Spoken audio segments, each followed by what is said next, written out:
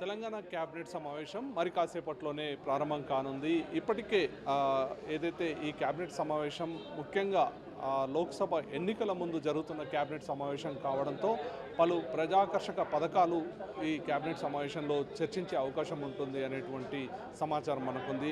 ముఖ్యంగా ఏదైతే కాంగ్రెస్ ప్రభుత్వం అధికారంలోకి వచ్చాక 6 హామీలను అమలు చేస్తాం 100 రోజుల్లోపు అని చెప్పడం జరిగింది. అందులో భాగంగా ఇప్పటికే ఒక 5 పథకాలకు సంబంధించి ఏదైతే హామీ ఇచ్చిన విధంగా ఒక్కొక్క పథకాన్ని అమలు చేస్తూ ముందుకు వెళ్తున్నటువంటి పరిస్థితి ఉంది. ఇక ఈరోజు సమావేశంలో ప్రధానంగా ఏదైతే మహిళలకు 2500 ఆర్థిక సహాయం, అలాగే ఎవరైతే మహిళలకు పెళ్ళి అవుతుందో వారికి సంబంధించి ఇచ్చేటువంటి ₹1,00,000తో పాటు 1 తులం బంగారం ఇస్తామని చెప్పి ఎన్నికల సందర్భంలో హామీ ఇవ్వడం జరిగింది. వీటిపైన కూడా ఈ కేబినెట్ సమావేశంలో చర్చ జరిగే అవకాశం ఉంది.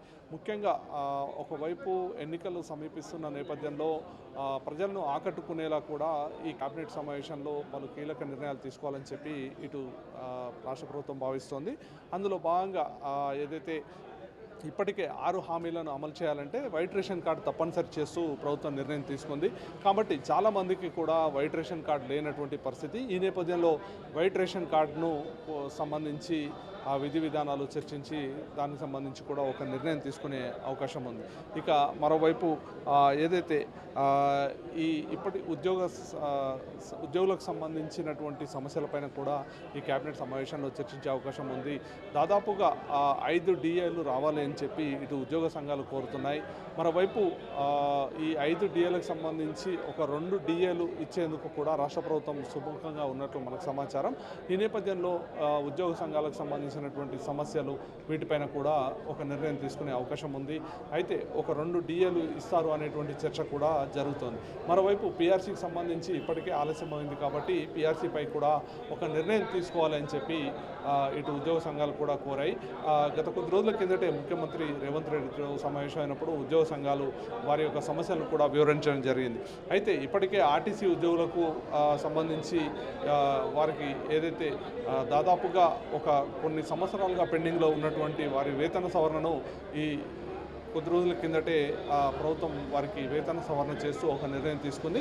ఈ నేపథ్యంలో మిగతా ఉద్యోగులు ఎవరైతే ప్రభుత్వ ఉద్యోగులు ఉన్నారో వారందరికీ సంబంధించి కూడా ఒక నిర్ణయం తీసుకుంటారనేటువంటి అవకాశం ఉంటుంది అని చెప్పి కూడా ఈ కేబినెట్ సమావేశంలో సమాచారం. ఇక మరోవైపు 2 గవర్నర్ కోటాలో ఉన్నటువంటి ఎమ్మెల్సీ స్థానాల భర్తీకి సంబంధించి ఇప్పటికే 2 అభ్యర్థులను కూడా ప్రకటించడం జరిగింది. అయితే బీఆర్ఎస్ పార్టీ కోర్టుకు వెళ్ళడం, తర్వాత కోర్టు కూడా ప్రభుత్వం మరొకసారి ఆలోచించే నిర్ణయం తీసుకోవాలని చెప్పడంతో ఇప్పటికే ప్రకటించినటువంటి కాంగ్రెస్ పార్టీ ప్రకటించిన అభ్యర్థుల్ని ఖరారు చేసే అవకాశం ఉంది.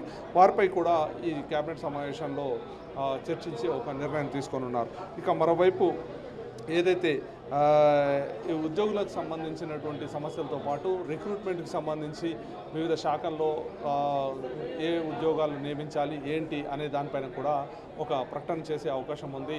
ఇప్పటికే ఏదైతే గ్రూప్ 1, గ్రూప్ 2 అలాగే వీటికి సంబంధించినటువంటి తేదీలను కూడా ప్రకటించారు. ఇక మరోవైపు వివిధ శాఖల్లో ఉన్నటువంటి ఖాళీలు ఏంటి, అలాగే రానున్న రోజుల్లో ఆర్థిక వనరులను సమకూర్చుకునేలా ఎలాంటి నిర్ణయాలు తీసుకోవాలి అనే దానిపైన కూడా చర్చించున్నారు. ముఖ్యంగా లోక్సభ ఎన్నికలు సమీపిస్తున్న నేపథ్యంలో ఇప్పటికే 6 హామీల్లో 5 ప్రధాన హామీలను ఇప్పటికే రాష్ట్ర ప్రభుత్వం ఒక అడుగు ముందుకు వేసింది. కాబట్టి వీటన్నిటిని ప్రజల్లోకి బలంగా తీసుకువెళ్లేలా కూడా మంత్రులకు ముఖ్యమంత్రి దిశానిర్దేశం చేయనున్నారు. ఇక మరోవైపు ఏదైతే ఇటు తాగునీటి సమస్య అలాగే సాగు నీటి సమస్యపై కూడా చర్చించే అవకాశం ఉంది.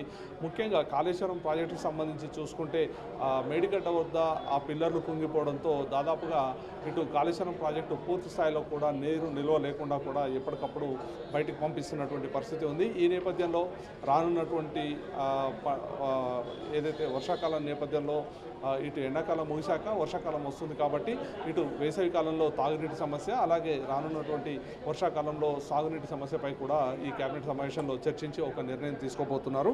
ఇక మరోవైపు ధరణికి సంబంధించి ఇప్పటికే పెండింగ్లో ఉన్న అప్లికేషన్లన్నీ క్లియర్ చేయాలని చెప్పి రాష్ట్ర ప్రభుత్వం భావించింది. దాదాపు 2.5 లక్షల అప్లికేషన్లు పెండింగ్లో ఉన్నాయి.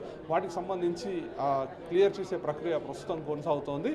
అయితే ఈ ధరణికి సంబంధించి ఉన్నటువంటి సమయం సరిపోకపోవడంతో ఒక వారం రోజులు పొడిగిస్తూ కూడా ప్రభుత్వం ప్రభుత్వం నిర్ణయం తీసుకుంది. మరోవైపు ధరణిపై సమగ్రంగా విచారణ జరపాలి, చాలా అవకతవకలు ఉన్నాయని చెప్పి కూడా ధరణి కమిటీ గుర్తించింది. కాబట్టి ఈ ధరణి కమిటీ గుర్తించినటువంటి అంశాలపై ఎలాంటి విచారణ చేయాలి అనే దానిపైన కూడా ఒక నిర్ణయం తీసుకునే అవకాశం ఉంది. ఇక మరోవైపు బీసీ కులగణన చేస్తామని చెప్పి రాష్ట్ర ప్రభుత్వం ప్రకటించింది. అందుకు సంబంధించి ఇప్పటికే ఇటు బీసీకి సంబంధించి ఏ కార్పొరేషన్ని ఏర్పాటు చేయాలి ఏంటి అనే దానిపైన కూడా కేబినెట్ సమావేశంలో చర్చించనున్నారు. మరోవైపు ఇటు కాళేశ్వరం లోని మేడిగడ్డ అలాగే పలు ఇరిగేషన్ ప్రాజెక్టులపై ఇప్పటికే ఒక శ్వేతపత్రం అనేది ప్రభుత్వం విడుదల చేయడం జరిగింది. వీటికి సంబంధించి విచారణ చేసేందుకు ఇటు సిఐడి విచారణ చేయాలా ఏంటి అనే ఏసీబీతో విచారణ చేయించాలా ఏంటి అనే దానిపైన కూడా ఈ కేబినెట్ సమావేశంలో ఒక కీలక నిర్ణయం తీసుకోబోతున్నారు.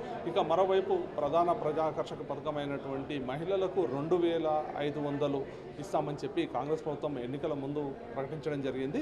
అయితే ఇప్పటికే మహిళలకు ప్రకటించినటువంటి పథకాల్లో చూసుకుంటే 500కు సిలిండర్ ఇవ్వడం ప్రారంభం చేసింది. అలాగే మహిళలకు ఉచిత బస్సు ప్రయాణం అందించింది. ఇక 2500 ఎవరైతే గృహిణులు ఉంటారో వారందరికీ 2500 ఇస్తామని చెప్పి కూడా ప్రభుత్వం ప్రకటించింది. ఈ నేపథ్యంలో ఈ కేబినెట్ సమావేశంలో దీనిపై కూడా నిర్ణయం తీసుకుంటారనేటువంటి చర్చ కూడా జరుగుతుంది. అయితే మరోవైపు ఆర్థికంగా ఇప్పుడిప్పుడే ఒక్కొక్క మెట్టు ఎక్కుతున్నటువంటి రాష్ట్ర ప్రభుత్వం ఇక ఆర్థికంగా భారం పడే పథకాలపై నిర్ణయం తీసుకుంటుందా లేదా అనే దానిపైన కూడా మరొక చర్చ జరుగుతున్నటువంటి పరిస్థితి ఉంది.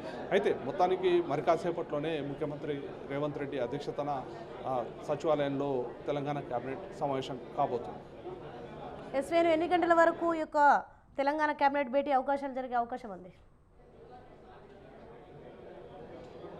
ప్రధానంగా ఏదైతే ఈరోజు జరుగుతున్నటువంటి కేబినెట్ సమావేశం ముఖ్యంగా ఎన్నికలకు సంబంధించి అంటే లోక్సభ ఎన్నికలకు ముందు జరుగుతున్నటువంటి సమావేశం కాబట్టి ఖచ్చితంగా ప్రజాకర్షక పథకాలు ఉండే అవకాశం ఉంటుంది.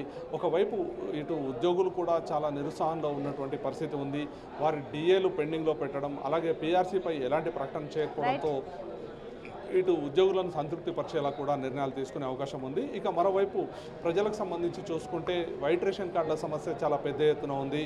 గత 9 ఏళ్లలో వైట్ రేషన్ కార్డుల సంఖ్య అంటే గణనీయంగా ఇటు కుటుంబాలలో పెళ్ళిళ్ళు అయినా కానీ పిల్లలు పుట్టినా కానీ వారి పేర్లు నమోదు చేయలేనటువంటి పరిస్థితి ఎదుర్కొంటున్నారు పబ్లిక్ చాలా పెద్ద ఎత్తున.